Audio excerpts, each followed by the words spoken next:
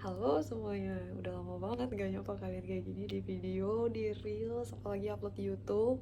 Tapi tiba-tiba hari ini out of nowhere aku pengen banget bikin video, jadi so here I am membuat video ini dengan kalian. Mungkin aku bakalan ngomong 10-15 menit ke depan update kehidupan aku sama ini ngapa aja. Nanti kalian bisa update juga kalian ngapain aja selama 2,5 tahun ini di kolom komentar.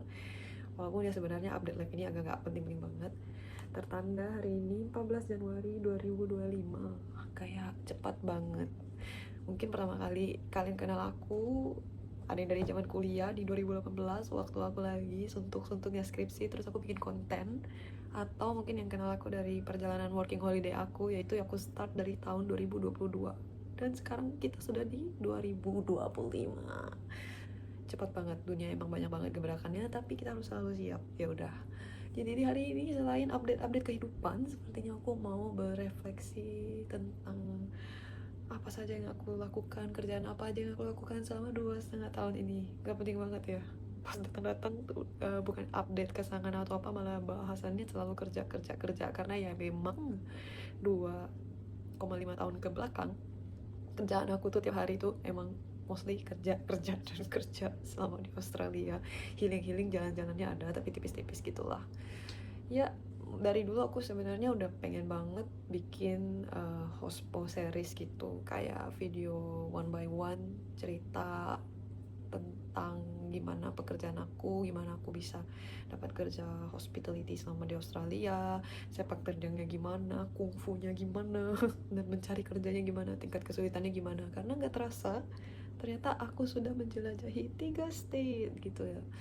Jadi dari awal aku start di Northern Territory Alice Spring yang tahun 1,5 tahun bertahan di tengah gurun di antah berantah itu, dan akhirnya aku pindah juga ke coastline, ke Gold Coast di Queensland. Aku suka banget tempatnya karena benar-benar tiap hari itu kayak pantai adalah halaman rumahmu. Sangat menyenangkan pokoknya gitu. Cuma memang di sana tuh panas sekali, tapi aku suka banget Gold Coast, one of my favorite. Habis itu selama 5 bulan aku memutuskan buat pindah akhirnya ke Melbourne. Dan di Melbourne aku juga kerja di hotel dan di bidang hospitality tentunya karena kerja di hotel. Dan gak kerasa awalnya aku cuma ngeplan bakalan stay di Melbourne selama 3 bulan. Akhirnya sekarang aku ada di Melbourne selama 5 bulan, udah mau genap 6 bulan. Dan setelah ini di end of this January aku akan balik lagi ke Queensland Gold Coast gitu. Dan abis itu mau ngapain, ditunggu aja gebrakannya dan didoakan saja, semoga aku lancar-lancar aja. Nah, jadi dari timeline 3 tahun ini mungkin sedikit banyak aku bisa menjawab pertanyaan-pertanyaan kalian seputar kerja di hospitality. Sebagai konteksnya mungkin lebih dikerucutin lagi. Jadi selama di hospitality ini aku mulai dari bawah banget. Aku mulai as laundry and housekeeping attendant. Mungkin selama kayak 1-2 bulan gitu. Abis itu aku multi hiring ke food and beverage attendant.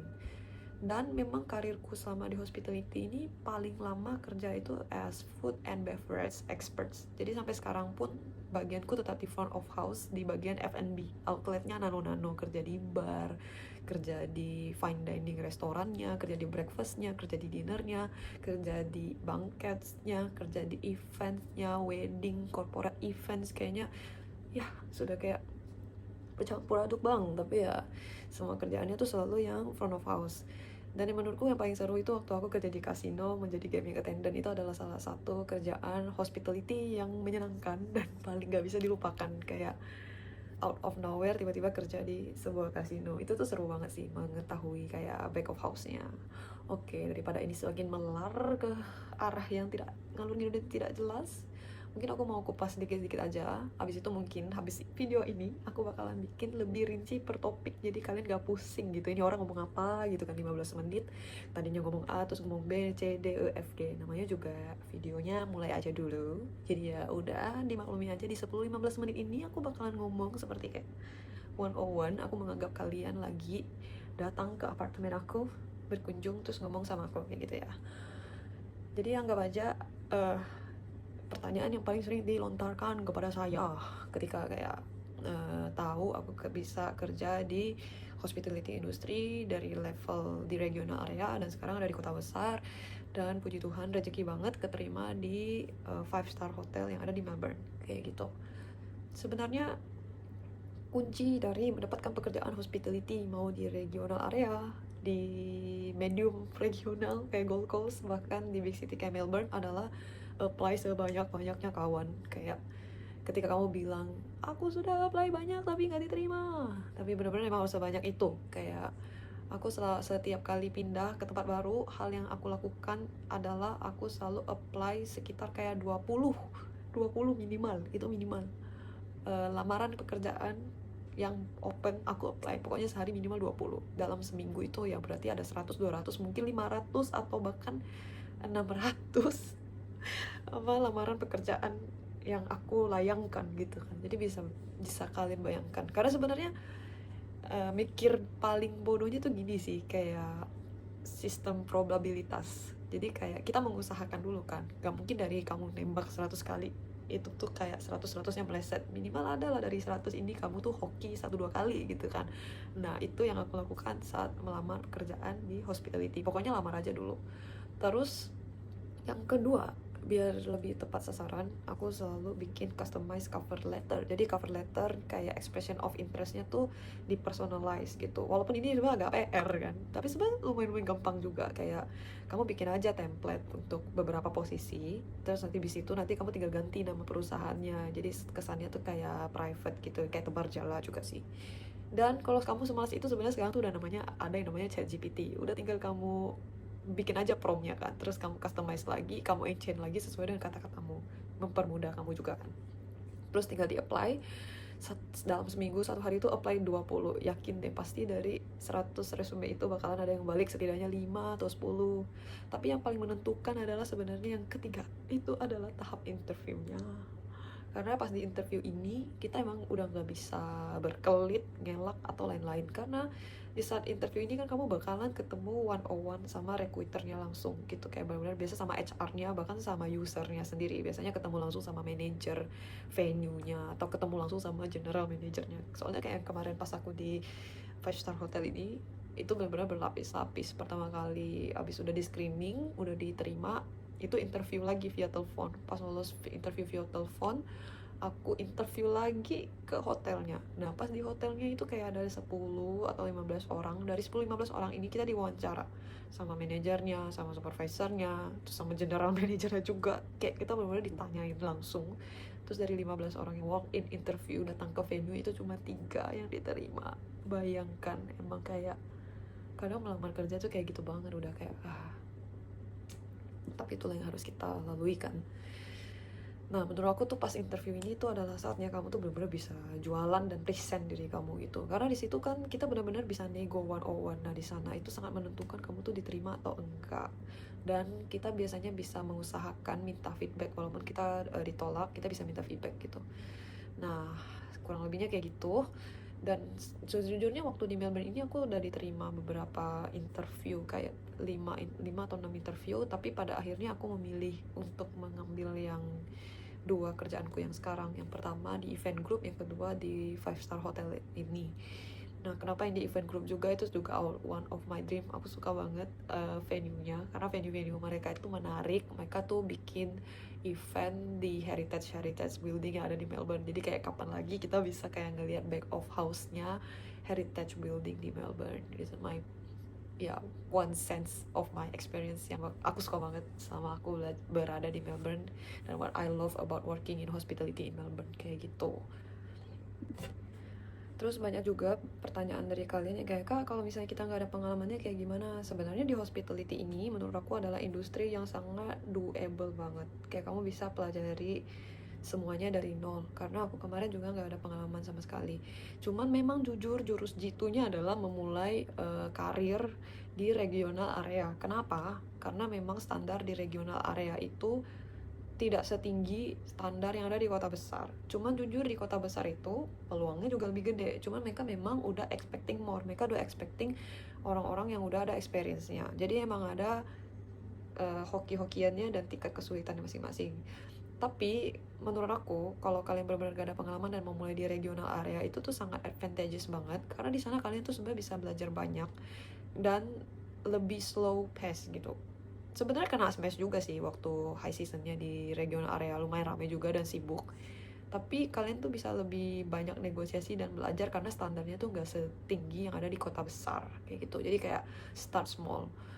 Karena aku sendiri ngerasa kayak standarnya memang apa yang mereka expect dari karyawannya tuh naik banget, dan aku ngerasain yang paling susah itu sebenarnya malah waktu aku di Gold Coast daripada di Melbourne. Atau mungkin aku juga udah terlatih yang pas di Gold Coast, jadi pas di Melbourne-nya itu tadi lagi asik-asik record tiba-tiba aja baterai HP-nya mati dan akhirnya ya udah berubah angle.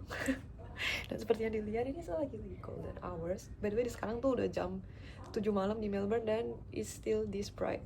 Ini juga yang kayak benar-benar aku shock banget pas tinggal di Melbourne, kayak oke, matahari di sini tenggelam jam 8. Ini masih terang banget. Sebenarnya ya kurang lebih kayak gitu update perkehidupannya. Mungkin memang setelah aku lihat-lihat dan aku record dari tadi dan aku dengar ulang, memang kalau misalnya aku mau nge-share lebih rinci tentang Hospo series ini, mau nggak mau aku seperti harus bikin skrip biar semuanya tuh lebih tertata, kalian juga lebih enak ngomongnya kalian juga lebih enak dengarnya atau mencari informasi yang penting-penting aja, karena sebenarnya kalau ngobrol kayak gini tuh lebih banyak kayak gak pentingnya. Cuman ya senang aja kayak create video meluapkan keresahan-keresahan yang ada di kepala, walaupun kayak gak related, tapi ya setidaknya tidak terlalu busy pikirannya setelah share sama kalian kayak gini. But thank you banget yang udah nonton video gak jelas ini dan dengerin update kehidupan yang berujung curcol refleksi masalah karir 2,5 tahun dan gak selesai juga karena kehabisan baterai. But thank you banget udah nonton video ini dan udah stay di sini. Buat kalian yang udah stay dari tahun 2018 dan masih nonton video ini, kalian gila sih. But ya kita lihat aja, dan mungkin kalian bisa kasih input juga di kolom komentar enaknya aku ngapain, gimana biar aku fokus membuat series itu. Sebenarnya aku senang-senang aja cerita apapun yang aku tahu dan sharing di video-video ini, cuma memang kadang keterbatasan waktu, keterbatasan resource untuk merangkumnya sedemikian rupa.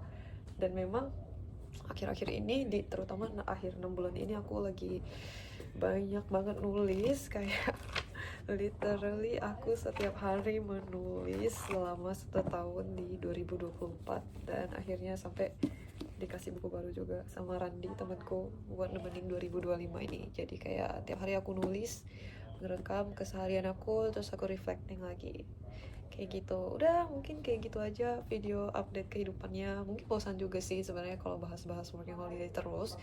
Pengen juga cerita ke kalian tentang hal lain di luar itu yang jauh lebih menyenangkan. Dan gak sabar juga mau segera lihat apa yang terjadi habis bulan Juli 2025. So maybe aku akan sering-sering upload YouTube kayak gini, kayak my living diary. Oh bagus banget prosesnya. Oke, random, banyak banget distraksi.